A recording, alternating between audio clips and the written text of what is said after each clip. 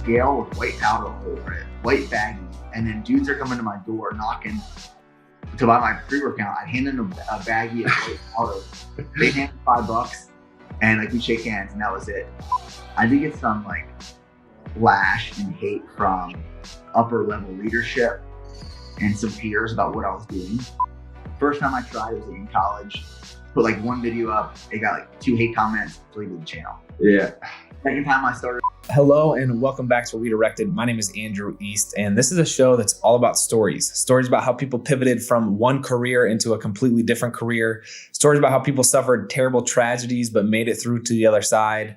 And I wanted to hear these stories and share them with you so that, yes, we could get the entertainment value of the stories themselves, but also that we might be able to learn a little bit about how to deal with these unexpected events that life throws at us and what to do when we hit an obstacle that we didn't see coming. And so today we sit down with Nick Bear, who is an awesome guy. I feel like him and I have a lot in common. And Nick first started several years ago documenting his experience serving our country on YouTube and really made some awesome content. And through that content, he shared his love of fitness and his passion for fitness. And now that has turned into a massive company that he's built called Bear Performance Nutrition. He makes fitness supplements, nutrition supplements, and they're really good. You should check them out. There's a link down below. But Nick shares his experience about how he got into serving the country in the first place, how he started making YouTube videos about that, and then ultimately how he built this company to the size it is now. And so Nick and I, as I said, I think we share a lot of similarities. I was like really the first one to document the behind the scenes of what the NFL was like. Nick was the first one to document the behind the scenes of what it was like to serve. And anyway, really enjoyed it. We're both meatheads, I think, at our core, but he has some really good things to say. And if you want to learn more about him, I've also included his social media handles down below, but you're going to enjoy this one with Nick Bear. And before we get started, if you guys haven't yet, hit the subscribe button on whatever platform you're listening to and give the show a rating or a thumbs up. It's highly appreciated. And let's just get right into it. Nick Bear, thank you for joining the show today. It's good to meet you. Yeah, I appreciate it, man. Thanks for having me on. I got to say, your fiance, Stephanie, did a series of Instagram stories saying that we got to get you on the show. So glad we could make it work. But you have some devoted fans, man. That's for sure. I think her audience is more devoted to her than me. So yeah, she made this happen. So a mad shout out to Steph. When's the big day? When are you getting married? So it's May 9th, 2020. We're getting married in Michigan. So we got engaged this past September. And then we wanted a little bit of time just because there's so much going on with our life right now. We were moving in a new house. We were moving into a new warehouse for the business. So just like allowing ample amount of time, like months, was almost necessary. Yeah, Shawn and I did a 9-month engagement. It was pretty tight. You know, it was like we didn't feel like it was enough time. So I think it's a good call. There's no way we can pull it off in 9 months. Like I thought about it, but it was like, no, there's way too much going on in life right now. Yeah. Hey, so you recently did a marathon, right? Yes, I've done 2 marathons. Okay. I did the past 2 years. I did the Austin marathons, and I'm currently training for an Ironman. I saw that, dude. How's that going? I'll tell you, like, I'm the type of person who commits to something and then I figure out how I'm gonna get there. So it's kind of a funny story. I was doing a 100-mile ruck march for time with 50 pounds on my back. And I finished this 100-mile ruck march in 30 hours. And afterwards, I was broke off. So I'm sitting in the living room with Steph and I'm thinking my foot's broken. I couldn't walk on it. It was black and blue. It was swollen. So we're debating on whether or not to go to the hospital. And like as we're sitting there debating on whether or not to go to the hospital, I end up on an Ironman site. And I was like, you know what? I'm going to do this. So it's always been like a bucket list item. So I'm one of those people that I commit to something and I'm like, all right, now let's figure out how to do it. So I signed up for this Ironman, not really knowing exactly what it was. This is like my first triathlon. And then I'm like, oh crap, it's a 2.4 mile swim, which probably the longest I've swam before this was 25 yards. Yeah. 104-mile bike and then a 26.2 mile run. So I was like, all right, the run's the last part. It's my strongest. Now I just got to figure out how to cycle and swim. So I've been prepping for like, I think it's 10 weeks now, and I have a little bit less than 10 weeks left to go. And this Saturday coming up, I'm doing my half Ironman on my own to kind of test my progress so far. Yeah. And then November 2nd in Panama City is the big day. Dude, you're only doing a 20-week training program? I feel like that's kind of short. Yes, I mean that's what everyone's told me so far. Yeah. Um, and a YouTuber reached out to me, and he owns Team Trainiac, which is a triathlon training program. And he's like, you got 20 weeks, we can make it happen.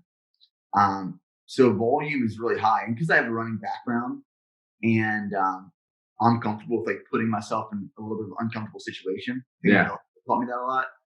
Um, volume is high for the week. And by the time I get to Saturday, like Sundays are my day off. By the time I'm at Saturday, which is my big brick workouts, I'm toasted. Like I'm smoked. So I do my brick workout on Saturdays, which are like 5 to 7 hours right now. And then I'm on the couch the rest of the day. And then Sundays, I just like soak it in. And it's funny because I'm the type of person who, with fitness and training, I never looked forward to an off day. It was always like, man, I got to take an off day. And this is the one point in my life where I look forward to that day off because I need it. I need to recover. I can't imagine, dude. And so I did the Boston Marathon in April, and just like the amount of liquid you sweat and the amount of calories you're burning, like I could not eat enough food to like replace what I was losing. So it was tough. I got demolished by the marathon.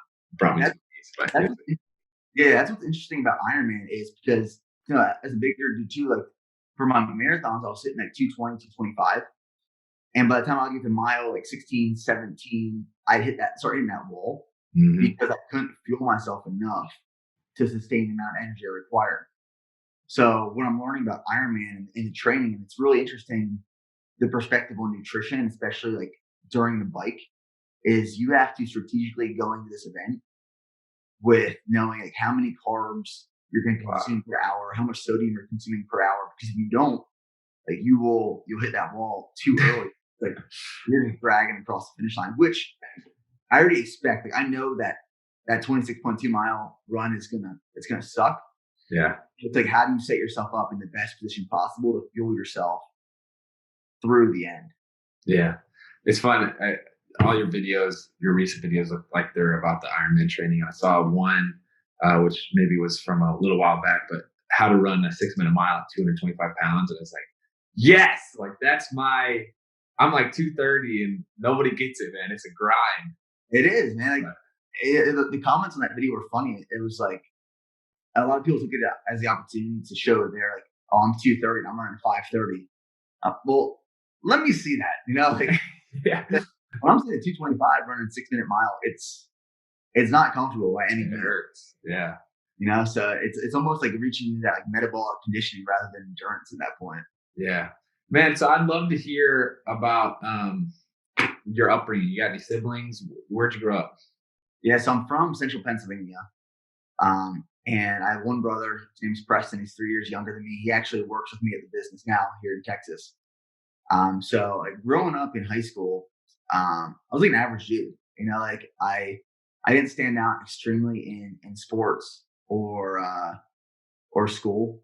And it's funny because like I started playing like varsity baseball and hockey in high school, and then my brother started playing sports. My brother was like, he would had offers for D1 football, D1 baseball, so he completely took the stage in sports.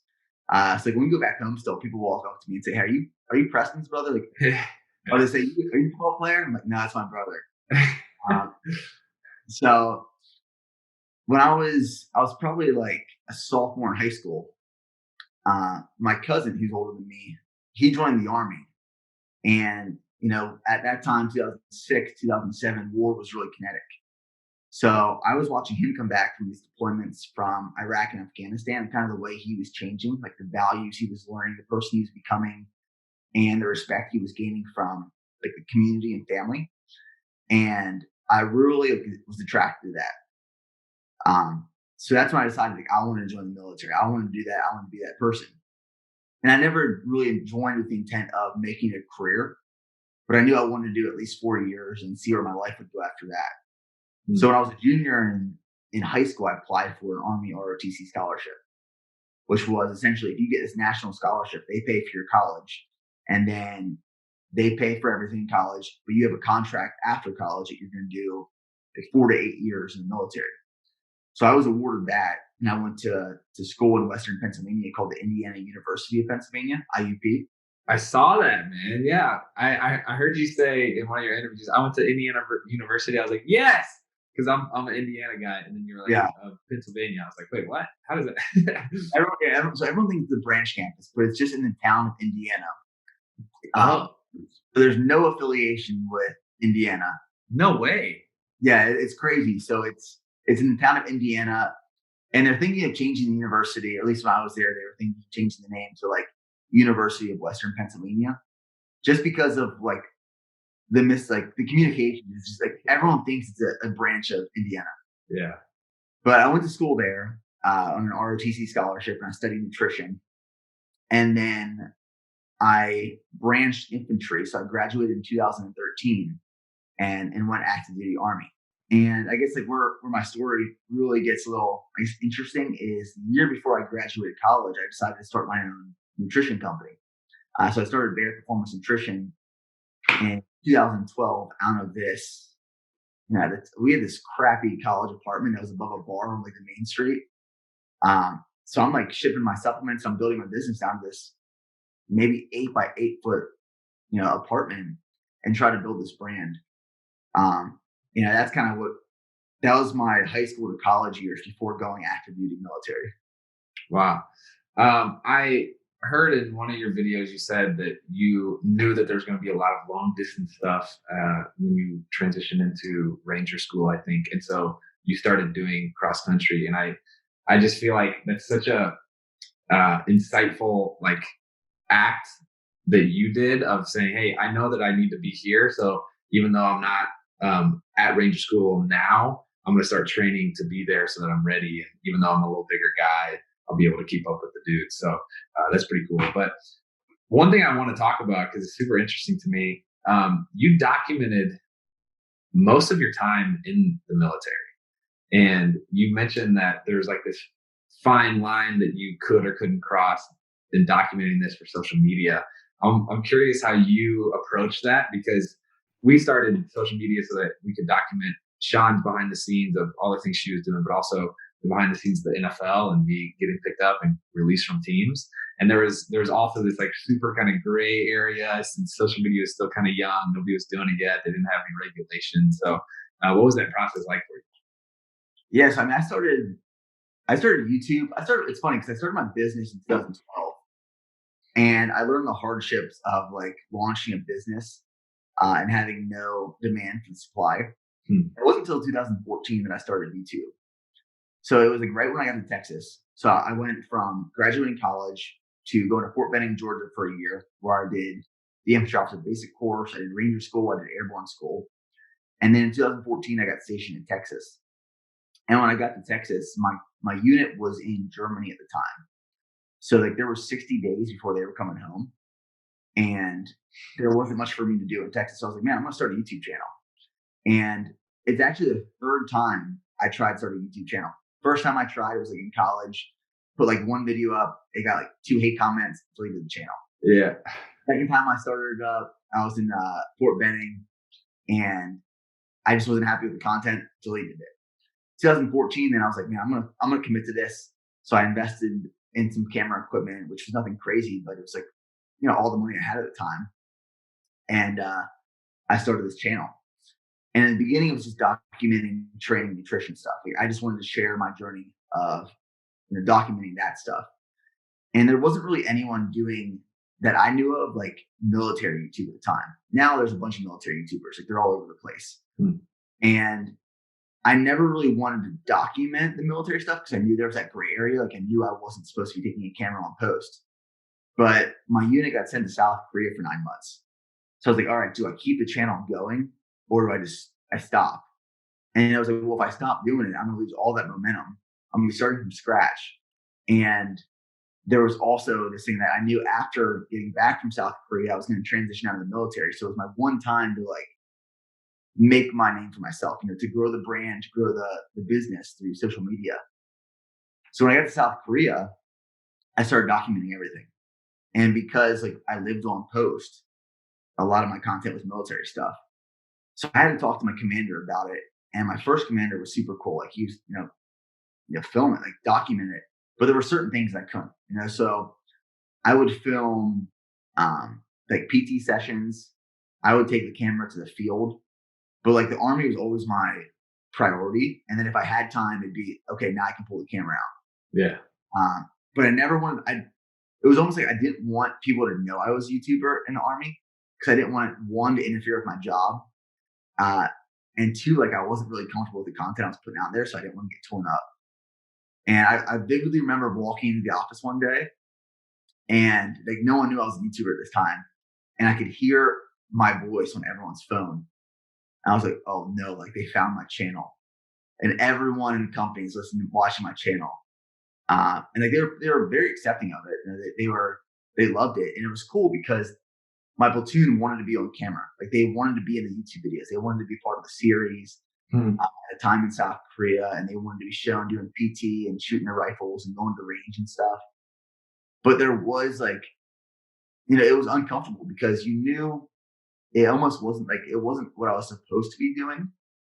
Or it was the idea that no one else was doing it. I was the only one.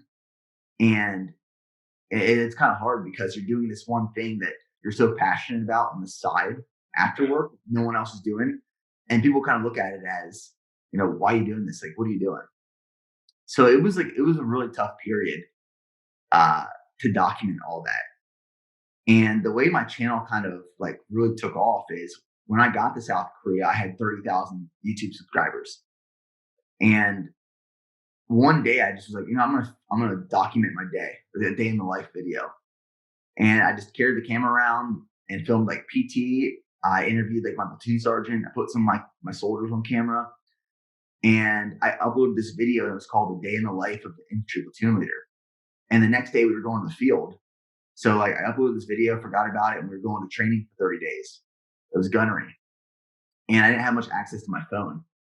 And I remember like getting back from training one day and looking at my phone, this video, all my videos before that would get like 8,000, 9,000 views. And I look at it, pull this one video up, and it's at like 30,000 views.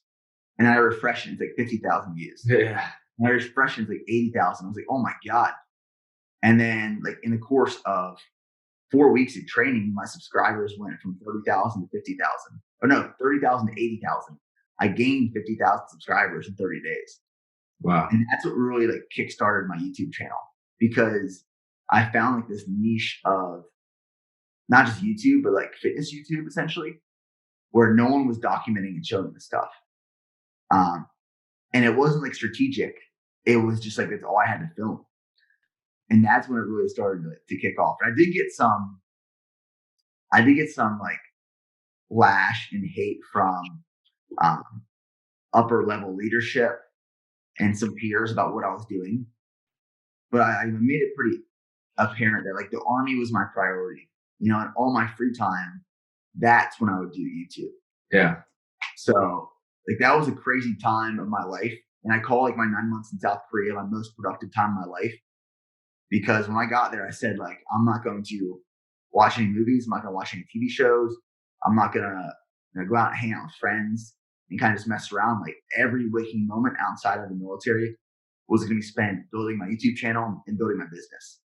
And it was like a crazy 9 months, like very little sleep, but a lot of work. How many, by the time that Day in the Life video hit big, how many videos had you uploaded to your channel at that point? So I was doing YouTube for like 2 years at that point. I probably had 200 videos.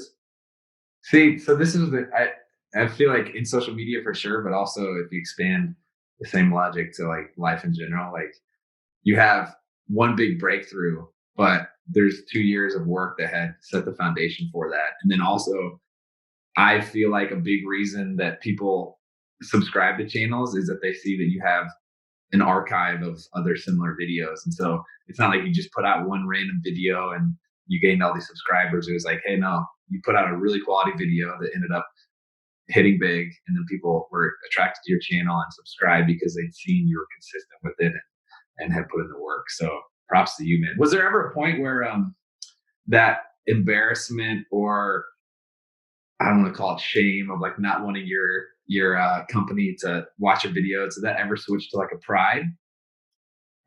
Yeah, I mean, I think it was the moment where I vividly remember being stationed in South Korea, And it's when the channel started to grow. And so I put my soldiers in videos during PT sessions, and they would come back to me saying like, hey, their friends and family came across these videos and saw them in the videos, and they thought it was super cool. So like they wanted me to bring the camera to like the range. They wanted me to bring the camera to like PT sessions. And it was then where like they felt a part of it. It wasn't me just like showing them, but they became a part of the vlog and the series and like the time over there. And it was something different that no other platoon had. And our platoon was super close. Like we had a really strong group of like 40 guys between NCOs and soldiers, where like we were like a close family. So like they loved the YouTube aspect of it. It just became part of like our platoon. That's great. Was the purpose the underlying purpose of making this content in the back of your mind, was that to ultimately help build your nutrition business, which you said you had started previously? In the beginning, no. In the beginning, I just wanted to document the process of training nutrition. And I didn't even push I was the worst salesman in the beginning. Like I would never put my products in there. I would never promote my company. I would never talk about it. I'd show my like pre-workout once in a while and say like, hey, if you want to buy this, you can. You don't have to by any means. Yeah. But then when I started seeing like the correlation between growing my personal brand and then the business growing, well, then it became like, YouTube wasn't something that was separate from business. They were all then vertically aligned. So it just became part of like the marketing strategy. And I think I'm really grateful for like the way it's been built, because like I said, everything's kind of vertically aligned, where it's a sports nutrition line. The brand and the content on my personal YouTube channel is fitness, business, nutrition. And then the things I do, like things I love, the things I'm passionate about are fitness, business, nutrition, stuff like that. So it kind of just worked. It worked. It was like molded that way, where in the beginning that wasn't the intent, but then it became the intent afterwards. That's great, man. It's worked well for you. I'm curious to hear how the transition out of the military was for you. Yeah, so a lot of people struggle with this, and because I put so much time, since 2012, I was building this company. And in 2017, I transitioned out of the military. So I say it was easy, and it was pretty straightforward. But like the last year, like after I got back from South Korea, that last year in the Army was the time of my life where I slept the least, because as soon as I got back from South Korea back to the States, my brother moved from Pennsylvania to Texas to help with the business. So at this point now, we're shipping all of our products out of my house. I had like 1,100 square foot house in Texas that I got when I first got here, and we were shipping everything out of there. So like I guess a day in my life would look like, because we signed a lease for a warehouse and we built that up. I'd wake up at like 4:30, and I'd drive into work, and we'd have our morning meeting at 6 with the company, and then at 6:30 we'd do PT till 7:30, and then I would get in my truck and I'd sleep until 8:45 or 9, and I'd go into work until lunch, and I'd sleep in my truck for an hour during lunch. Then we work from like 5 to 7 p.m. if we weren't in the field, and then I would drive back home, which is 45 minutes, and we would pack up the truck and go to the warehouse, which is another 45 minutes away, and start building that. And we'd be there till like 1 a.m. filming videos. On the way back, we'd stop and get some In-N-Out. We'd get 2 double doubles and 2 things of fries. Could do some In-N-Out now, Nick. Dude, I was like 230 pounds that whole my life. We were and get back at like 2 a.m. and I'd edit videos until it was done editing and upload. And then that was maybe 3 a.m. and wake up at 4:30 the next day. So that point in my life was literally a blur. Like everything was, I say it was easy to transition, but I think I was so passionate about what we were doing. I was in love with it.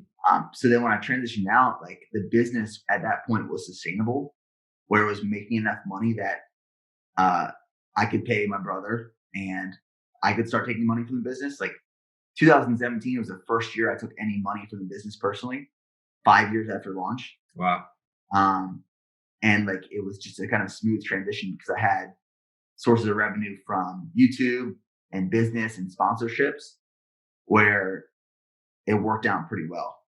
Wow. But a lot of people, I'd say 90% of the people that transition out of the military aren't in that position. Like, a lot of people wait too long to set themselves up for success or plan before getting out. Yeah. You describing your day. You're coming out with a book entitled 25 Hours a Day. Is that right? When does that come out? So right now it's scheduled for around November. Whoa, man. Yeah. Exciting times. Yeah.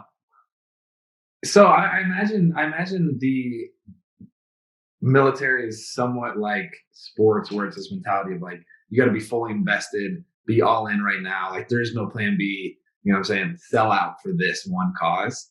But it seems like you and I are similar in the sense that there is always kind of this, like, I don't want to call it a plan B, but you're planning and preparing and laying the foundation for whatever is next. Was there ever tension within you with that?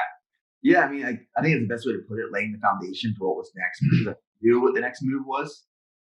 But like, I mean, it was tough because time was always an issue. Like, I never had enough of time to do things that I really wanted to do. Because, to be honest, as productive as the military is, there is a lot of downtime. And just because there's downtime at work doesn't mean I can pull out my computer and start working on other stuff. So I think that's where a small frustration came into play. Was I knew there were things I had to do, but there literally weren't enough hours in the day for me to do it because I was trying to juggle both. And it just worked out where, as I was transitioning out, the business was growing, where both jobs were extremely overwhelming with the time required to do both. So it was, I was being pulled in a lot of different directions because I knew what my priority was, and that was the Army. Like, that came first because that was my job. But I'm also trying to lay this foundation, like you said, for what was coming next. So that was like the one point in my life where my vision for what I was trying to create, or where I was trying to be next, was so disrupted and all over the place because I was so stuck in the day of what I was trying to just accomplish, So I was just trying to get through that point in my life and just keep up before I knew, like, okay, when I transition out, that next point of being a full-time entrepreneur, I will have the time required to do what I want to do. What do you have a planning or vision casting process that you go through? Goal setting? Yeah, I mean, I always have goals I'm working towards, right? And a lot of times, like, my goals are something I'm not going to accomplish in the next year or two, or even 5. Like, they're super long term. Like, they're these massive goals. Almost like Grant Cardone 10X rule. Like, I set these goals so massive that chances are I'm going to miss them, or maybe not even reach them. But like, the stepping stones to get to there are going to put me in a position to get further than I would have been. But I mean, we establish goals, and I think it's super important that, like, me as the business owner, me as the personal brand, not only understands these goals, but like the team understands these goals, and the audience that watches and supports the channel and the business also understands what we're trying to accomplish. Because, like, if the team doesn't understand what my vision is, and then the audience doesn't really understand what my vision is, well, then, like, there's like that lost concept of what we're trying to accomplish. So a lot of our goals are like vision oriented. We do have metric goals that we're trying to accomplish, and whether that's like monthly, quarterly, annually, or like 5-year. But I focus on the vision a lot and making sure the team and the audience understands our vision. Today's episode is brought to you by Zebbit. The only thing worse than having zero time for holiday shopping and zero ideas for gifts is having zero money to buy gifts. But Zebbit is fixing all of these problems with their amazing online marketplace and products available with zero interest, zero fees, and zero cost to join. With Zebbit, simply choose a product you love and only pay a small portion of the price at checkout. The rest you pay over time at 0% interest. Check this out. I'm looking at a pair of AirPods with which go everywhere else at a retail price of about $159. But on Zebit, I only pay $30 down and finance the rest over time at 0% interest. And for last minute holiday shopping, there's no better option. When it's too late to ship something, Zebit gives you instant access to gift certificates from dozens of your favorite brands and stores like Nike, Macy's, Old Navy, and Foot Locker. Whether you're knocking your list out ahead of time or scrambling for something last minute, with Zebit, you're only one click away from a great holiday gift. Sign up for Zebit today at zebit.com/east and get up to $2,500 credit to shop the Zebit marketplace at 0 interest and 0 cost to join. That's zebit.com/east for $2,500 of interest-free credit. Zebit.com/east. Hey, listen, if you run your own business, you are used to doing it all. But if you're struggling to get through your to-do list, HoneyBook can help. HoneyBook is an online business management tool that organizes your client communications, bookings, contracts, and invoices all in one place. HoneyBook makes it simple to run your business better. Professional templates, e-signatures, and built-in automation keeps everything on track and makes you look good. They can even consolidate services you already use like QuickBooks, Google Suite, Excel, and MailChimp or Gmail. It is the #1 choice for client and business management for freelancers like Shawn and I and business owners. Save time and do more of what you love with HoneyBook. And right now, HoneyBook is offering our listeners 50% off when you visit honeybook.com/east. Payment is flexible, and this promotion applies whether you pay monthly or annually. Go to honeybook.com/east for 50% off your first year. That's honeybook.com/EAST. That's amazing. Yeah, I was talking beforehand. You're a great storyteller in your videos, and it sounds like you do that same thing in your business. To talk about your supplement business, so you went from mixing supplements in your dorm room to now a large warehouse just north of Austin. Talk to us about that growth and your inspiration to be different in the supplement industry, which can be a little murky. Yeah, I mean, 2000. So I was a supplement junkie in college. Like, I found bodybuilding in like probably my high school year my last year of high school, senior year, and I became like the gym bro. Where like I just wanted to get big and strong, right? Like, so I got to college, and the gym in like a college university is like a zoo. You know, it's like Meathead Central, right? So I was studying nutrition. I fell in love with like supplements and like the experience you get from like pre-workout. And Freaking love it, dude. I'm a meathead. You're talking one right now. Pre-workout, man, all day. All day. I discovered pre-workout, man, I was hooked for life. Like, you know, me and my buddies, we couldn't afford a lot of supplements in college. Like, if I had $30 in my bank account for the rest of the month, I would go buy a tub of pre-workout rather than saving that for food. So what we did is we all pitched in and we bought these ingredients in bulk. Like, we'd buy like caffeine, and we'd buy citrulline malate and beta-alanine, and we mixed up our own pre-workout. But the thing is, like, we didn't understand, one, how to flavor products. So like, they tasted like absolute garbage, just like raw chemicals. And the scale that we got at Walmart, and it only would measure in grams. So it wouldn't measure in milligrams. So like, we're trying to measure out, I remember measuring out caffeine, and it wouldn't register until it hit a gram. So, you know, like, you take like maybe 200 milligrams pre-workout. Sometimes we might have taken a gram at a time. So like, we'd be on this pre-workout. Oh my gosh. So if you came into my dorm room freshman year, I have this scale with white powder all over it, white baggies, and then dudes are coming to my door knocking to buy my pre-workout. I'd hand them a baggie of white powder. They hand me $5, and like, we shake hands, and that was it.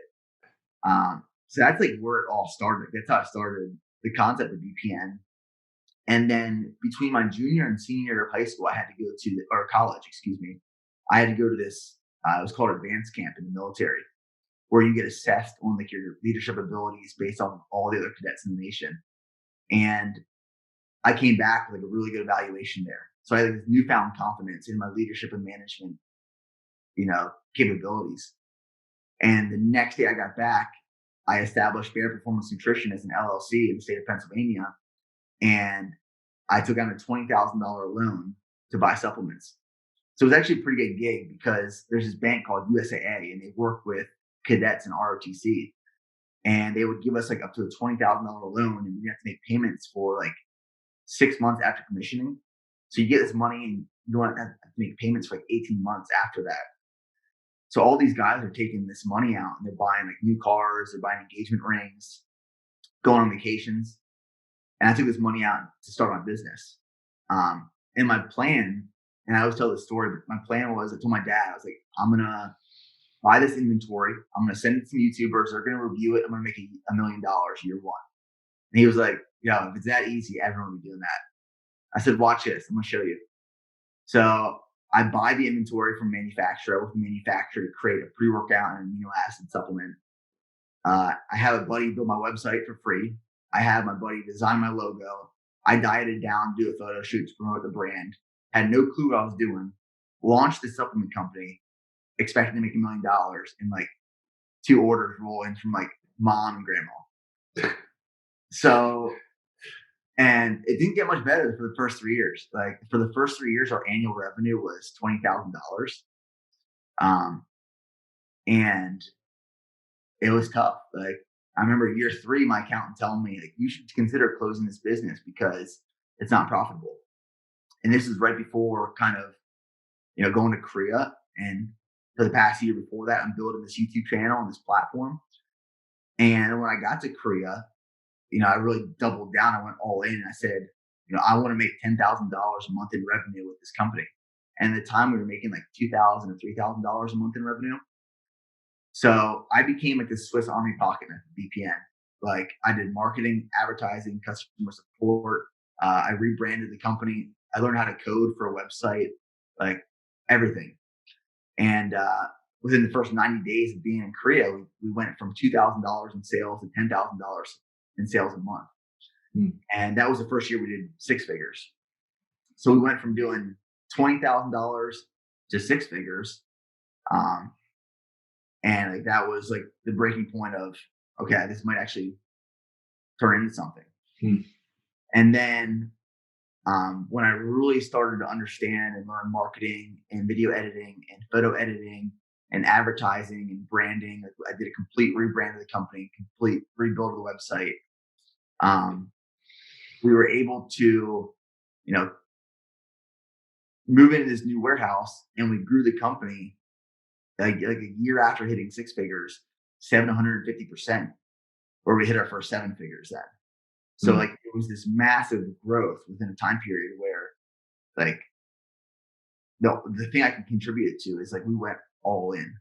Like instead of me going like 50% or like 60% or even 80% at something, like I went all in and dedicated 100% of my lifetime resources to it. And that's when it started to scale and grow. Yeah. On your podcast, the Bear Performance Podcast, you have an episode entitled how growing my business 750% almost destroyed my business. Can you talk to us about that struggle? Yeah, I mean, we weren't ready for that growth.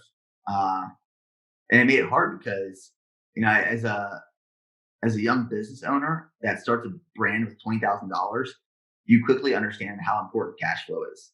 So like the flow of cash coming in and out.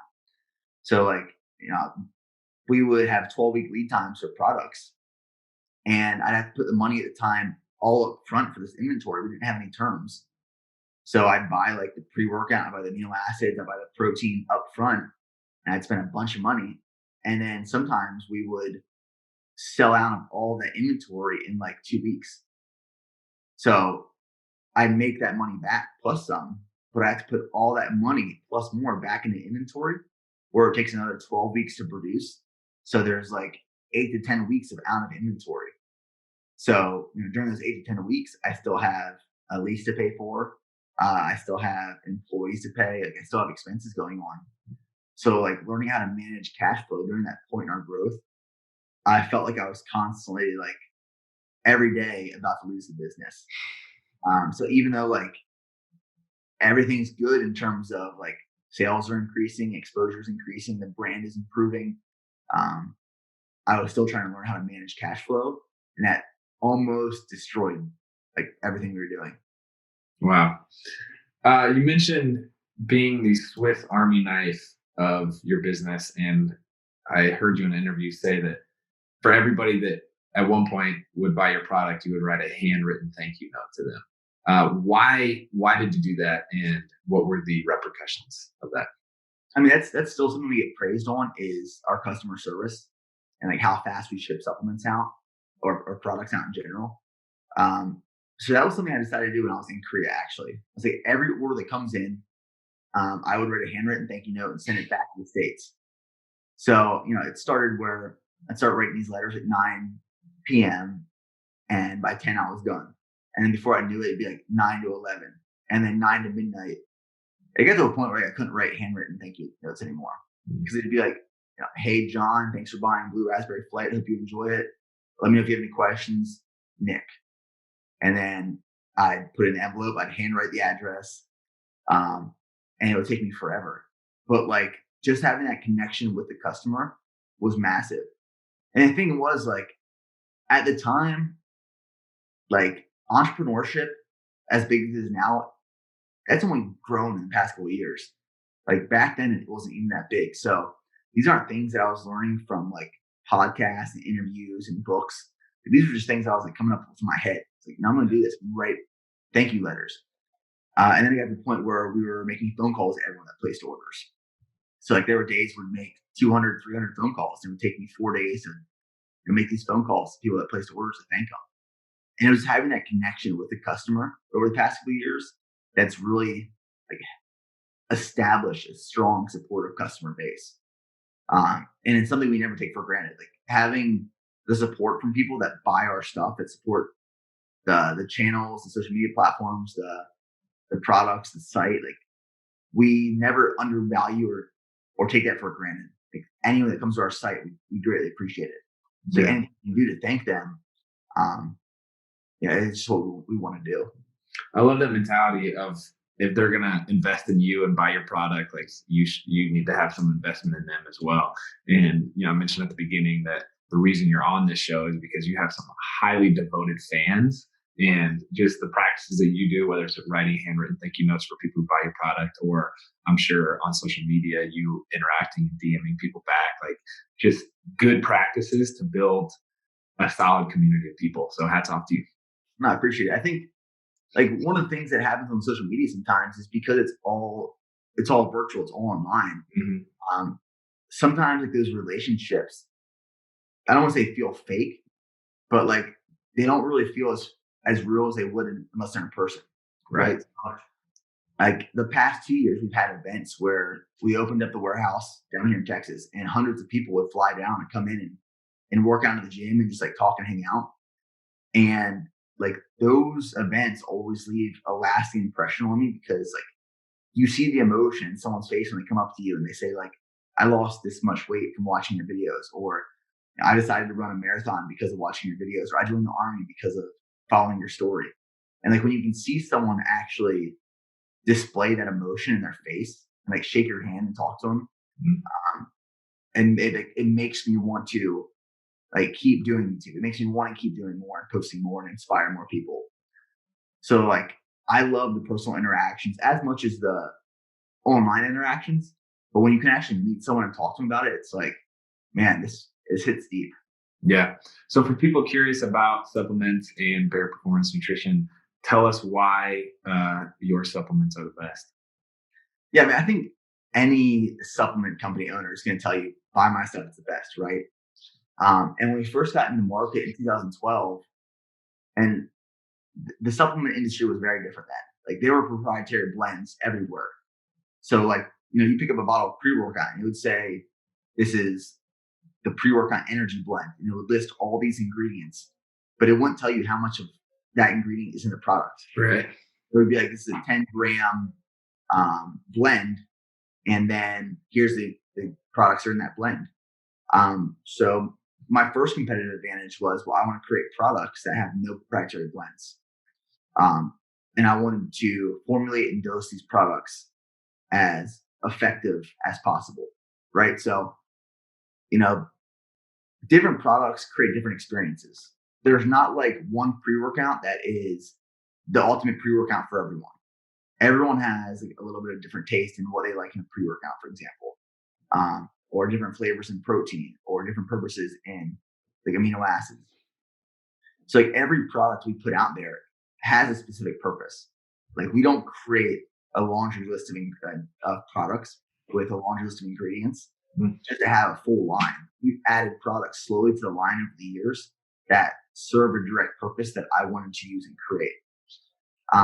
So like that's one thing that makes it stand out is the quality, the dose of the product and the ingredient, and the transparency behind everything we do with BPN. So like we take the consumer via YouTube or Instagram, social media to the manufacturing facility. Like we say, this is where we make our stuff. Yeah. Research it. This is how we make the product. These are the ingredients we use. These are the testing materials that we use in the facility. This is the lab where we test your product. This is why you know what you're getting is exactly what we tell you. So transparency behind the brand to the consumer has been a massive competitive advantage for the company. Yeah, that's great. I think the only time I ever did drugs was when I bought some pre-workout off of, I don't even know what site it was, but it shipped. It took like 6 weeks because it was coming from China. And I literally could not sleep after I took it. And I took it in the morning and I couldn't sleep like for the next 2 days. I was like, I don't know what's in here, but I don't like it. So was this recently? No, this was like 4 years ago, but anyway. I'll tell you the supplement industry changed so much. Like 4 years ago, there were products out there that were using ingredients that the stimulants were so strong that like people were getting hurt and injured. But like the FDA has gotten involved more with eliminating some of those ingredients. But like we make sure we don't use any banned ingredients. Like, even if it's an ingredient that is like a strong stimulant, and that's what you typically have to look out for. Like some of these products use stimulants that you can't pronounce, never heard of, but will mess you up for days. Yeah, I think I experienced that. Yeah. So what is your workout philosophy? I'm interested because you said you went from bodybuilding, now you're doing long distance stuff, endurance stuff like the Ironman, marathons. I'm surprised you're not into CrossFit to a certain extent.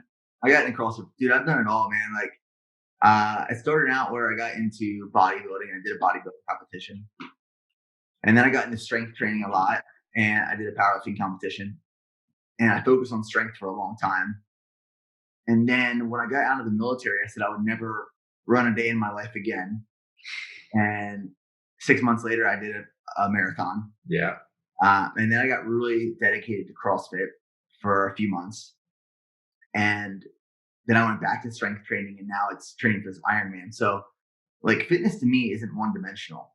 It's like multi-dimensional. I think a lot of times people they want to be a bodybuilder. Sometimes they want to label me as a bodybuilder. They want to label me as a powerlifter. They want to label me as a CrossFitter, depending on what I'm training at that moment. But like I love training. Like I love all facets of fitness. So like I want to be able to go and deadlift 700. I want to be able to go and run a 6-minute mile. I want to be able to go run a marathon. But the thing is, you can't focus on all of that obviously at once. So I go through periods where like I have a goal to focus, and that's what I focus on for the time being. So like right now it's Ironman training. And even though like I'm losing weight and my strength is decreasing, I'm losing size, I'm finding like my body is in a level of conditioning and endurance like it's never been before. And I'm learning things about fitness and in my form and training that I have never had before, and especially in regards to nutrition. So like all these things are like tools in my toolbox that I love doing, but also I can use to teach other people. So like I want to be able to, I don't want to be the guy that reads a study or watches a video on someone teaching someone how to run. Like I want to actually go out and do it. Yeah. Talk from experience. So like to say like right now my focus is Ironman training, but I miss strength training right now. Like I miss going into the gym and throwing some weight around. Yeah. But like that time will come. I'll come back. Yeah. When I lift, I usually turn on like some type of fitness film, like whether it's CrossFit or Generation Iron. And like when I first saw like the bodybuilding contest stuff, I was like so repulsed. It's like, oh my gosh, these guys are just like insane and not natural. But then I would like watch that while training for a marathon. I was like, you know what? It is kind of, I love the concept of like how far, what can we do with the human body? And so doing the marathon was like a really good process for me, having come from the like just strictly explosive training of football. I hated the way my legs felt and like that decrease in strength that you mentioned, but I had never like energy wise felt any better after doing my marathon training. So anyway, it's a good process. But you have a training class or you have a training program, Embrace the Suck. Yeah. Embrace the Suck training has been something we've been doing for the past probably a year now, almost exactly a year. So 12-week training programs online where we've had thousands of people go through the programs and like get amazing results. And like the intent behind Embrace the Suck training was almost a combination of all the training I like to do. So it's broken down into the microcycles and blocks where it's you get your strength training, you get your metabolic conditioning, you still go for like 3 to 5 mile runs, and there's still some like hypertrophy and bodybuilding in there. Mm-hmm. So it's a combination of all the ways I like to train. That's a platform we're currently working to revamp. So we're hiring someone full time to do all that programming. So we have, it's actually my buddy. He's a Green Beret from 10th group. He's transitioned out of the military, strength and conditioning certified, getting CrossFit level 1 certified. Went to school for strength and conditioning. So we're going to revamp that program to make it where it's more customizable to the user for longer periods of time. So it'll be like a monthly subscription type thing, but we're investing a lot of money and time into creating this platform. So hopefully like the next 6 months we have it out.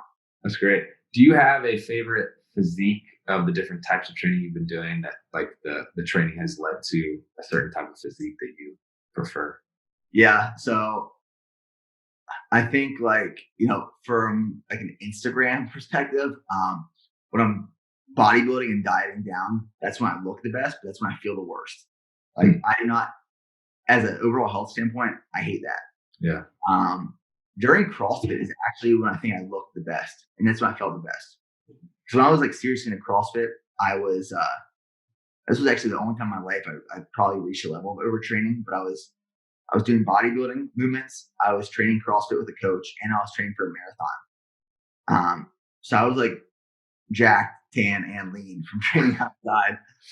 And that's when I felt the best. But like, it's hard to say because right now with Ironman training, I feel really, really good. Like I feel light on my feet. I feel healthy.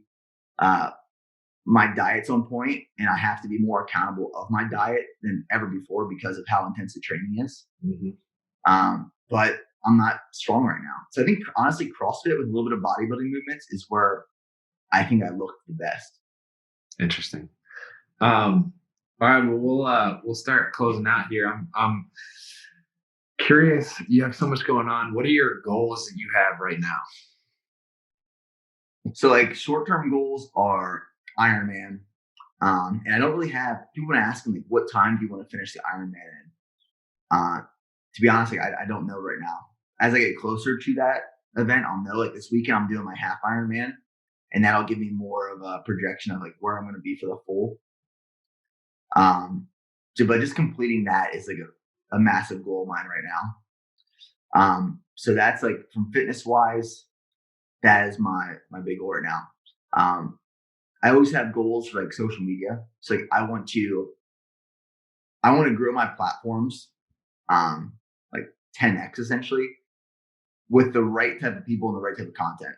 Like I want my social media platforms not to just have like higher numbers, but I want to not necessarily influence, but impact more people's lives through the stuff I'm putting out. Mm. So, I mean, you can find social media channels and platforms and everything now, but like I want my content, and it's kind of the premise of my book right now too. There's probably another goal is launching this book, but I want to help people break past mental and physical barriers they place on themselves. And not to turn this into a long story, but like where this stemmed from was when I was in the Army, when I was the Infantry Platoon Leader, I used to give my soldiers after PT like these motivational like speeches.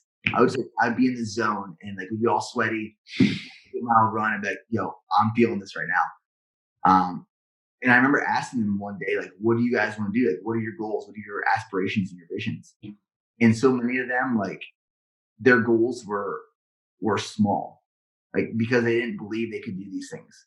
Like, they had like these mental and physical barriers and caps that they placed on themselves. And this was from like a small sample size. This is just my platoon. And like, it made me angry because I realized how much potential some of those guys had, how smart they were, how talented they were. But maybe from like where they grew up, where they came from, they might have been told otherwise. So like they didn't think they could do these great things because of these caps they placed on themselves. And that's like the meaning behind my book, the meaning behind my platforms and my content is like, I want people to break past these barriers they place on themselves because they don't realize like what they can accomplish. Like, I'm just an average dude from central Pennsylvania that just like had these big goals and didn't let anything stop me, and like put myself in positions of what was uncomfortable and hurt and experiences, and it put me here today. So like that's a massive goal of mine, is growing obviously those platforms for that reason. And then from a business perspective, I want BPN to be $100 million company one day, and I want to have hundreds of employees. So the big driving factor behind like why I want to grow my brand in business is because I want to grow a massive team. Like, I want to give people opportunities within the business, and I want to walk into the warehouse in the morning and there's like hundreds of people, like high energy, positivity, and active, ready to just like grow the brand, and that their vision aligns with the brand's vision. So like those are the three things I'm really focused on and goal oriented in my life right now. Love that, man. And then what are 3 takeaways that you have learned over your journey and all you've done that you want to share with the audience that could apply to them?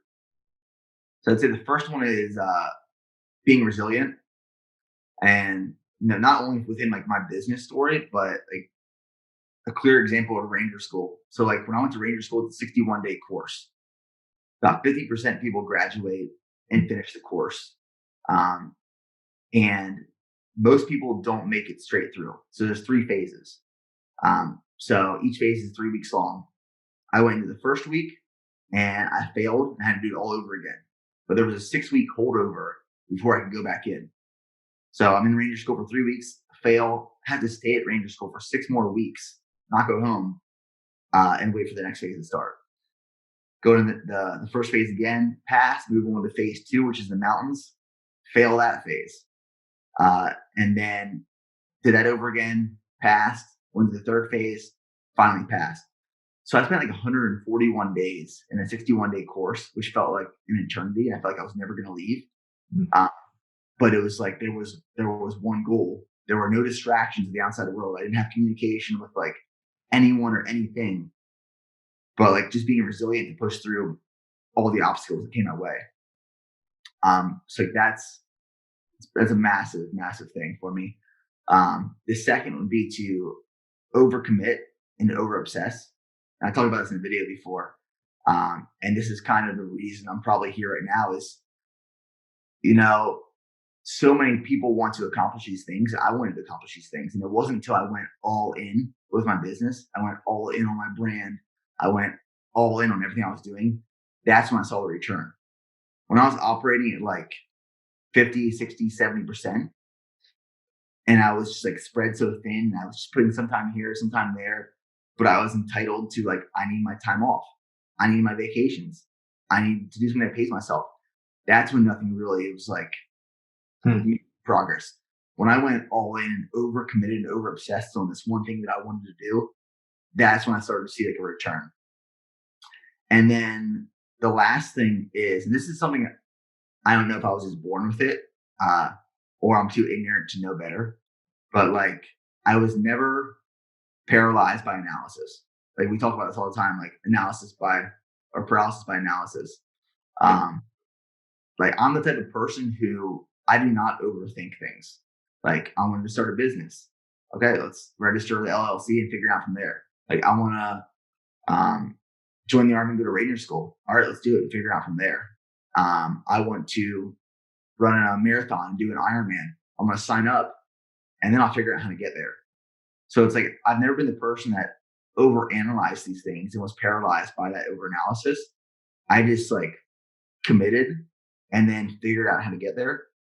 And I think it's been a massive like mindset shift in my life that has put me in this position of getting the things I kind of wanted or working toward the things I wanted. Because I was never afraid of necessarily failing. I mean, I failed many, many times. I've lost tens of thousands of dollars and wasted thousands of hours doing things the wrong way. But I was never afraid to dive into it and figure it out. That's fantastic, man. That's great advice. Man, I really enjoyed talking to you. If you guys want to find out more about Nick and his supplement company, you can find his supplements at bpmsups.com, I believe. And then his social handles in the show notes down below. But it was really great meeting you. Tell Stephanie I said hello and thank you for connecting us. And I'm sure we'll talk soon. Absolutely. I appreciate it, man.